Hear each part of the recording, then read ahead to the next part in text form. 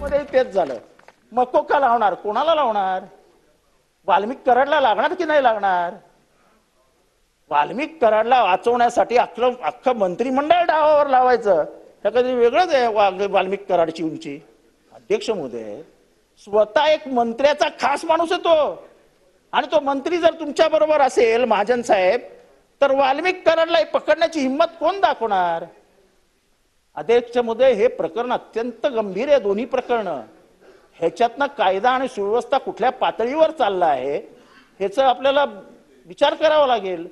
या सरकारची दिशा पुढे काय असणार आहे हे आपल्याला तपासावं लागेल.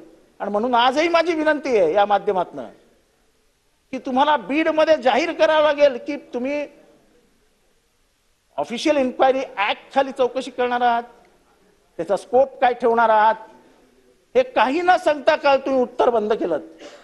परभणीमध्ये मेलेला सूर्यवंशी हा कसा मेला, हा किती वाजता मेला, त्याचा जर श्वासोश्वासाचा त्रास झाला तर कुठे झाला, त्यांचं निधन झालं तर ते किती वाजता झालं, पोस्टमॉर्टम मध्ये सगळं येतं. हृदय किती वाजता बंद झालं, म्हणजे किती तासापूर्वी बंद झालं, काहीच सांगत नाही आपण. वेग आन्सरसाठी इथं आलेलो नाही. मुख्यमंत्र्यांना अपेक्षा काय असतात की सत्य सामोरे येईल. सत्य सामोरे न येता अंधारात चाचपडत महाराष्ट्राला महाराष्ट्राला ठेवणं हे योग्य नाही.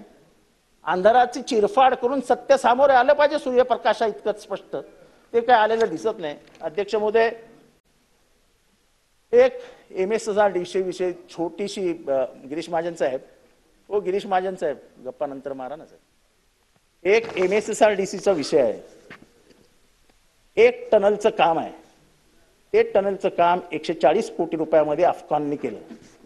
अफकॉन त्याच्यासारख्याच टनलचं काम नवयुगा नावाच्या कन्स्ट्रक्शन कंपनीने 12 कोटीमध्ये केलं आणि करायचं ठरवलं.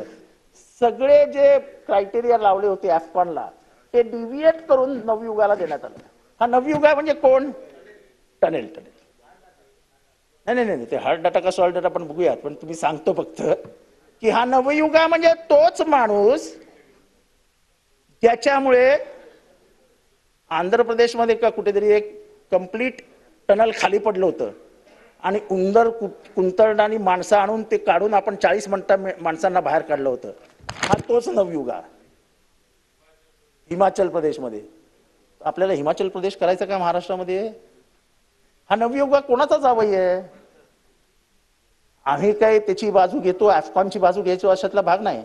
पण जे तुम्ही क्रायटेरियाज लावले होते ते मेकॅनिकल क्रायटेरियाज आहेत.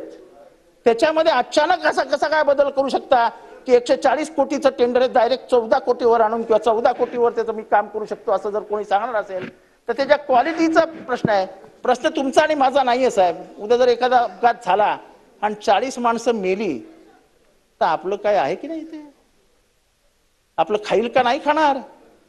तेव्हा महाजन साहेब, मी तुम्हाला एक का सांगतोय तर तुम्ही कितीही असले तर तुम्ही भावनाशील संवेदनाशील माणूस आहे. तुम्ही गांभीर्याने घ्या. हे अफगाण आणि नवयुगाचं टेंडर काय आहे हे जरा विचारून घ्या. अधिकारी खाली काही करतील, शेवटी बदनाम राजकीय नेते होतात. अधिकारी होत नाहीत. अधिकाऱ्यांना लोक विसरून जातात. पण 5 वर्षानंतर तुम्हाला ना मला परीक्षा द्यायला जावी लागते.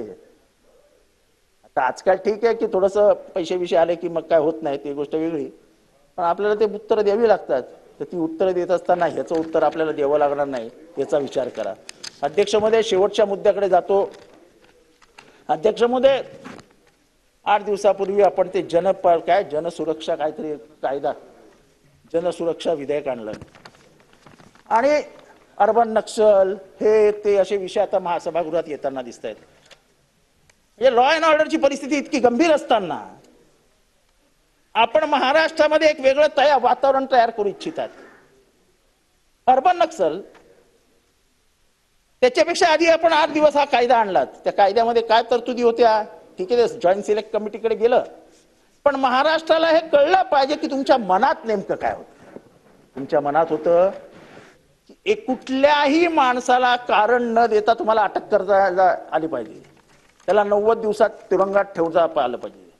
त्याची ट्रायल कोर्टात नाही चालणार, सेशन कमिटी किंवा सेशन कोर्टात नाही चालणार. त्याची ट्रायल ट्रायब्युनल मध्ये चालेल. मी तुम्हाला आठवण करून देतो की 1919 मध्ये रॉवलॅट ऍक्ट आलेला, हा तत्कालीन ब्रिटिशनी आणलेला होता. हा असा सेम ह्या कायद्यातील तरतुदी आणि त्या कायद्यातल्या तरतुदीमध्ये काही फरक नाही. अध्यक्ष महोदय, तेव्हा लाला लजपतराय उभे राहिले, त्यांनी त्याला विरोध केला रॉवलॅट ऍक्टला, त्याच्यातनं जालियनवाला बागचं हत्याकांड घडलं आणि जनरल डायरने ते घडवलं. कालांतराने जनरल डायर देखील मारला गेला. भारतीयांच्या रक्तात आजही लाला लजपतरायचंच खून आहे, रक्त आहे. हे असे कायदे आणून जर लोकांचा आवाज तुम्ही शांत करण्याचा प्रयत्न असेल, लोकांना जेलमध्ये डांगून त्यांना भीती दाखवण्याचा तुमचा प्रयत्न असेल, तर जेलमध्ये जागा राहणार नाही.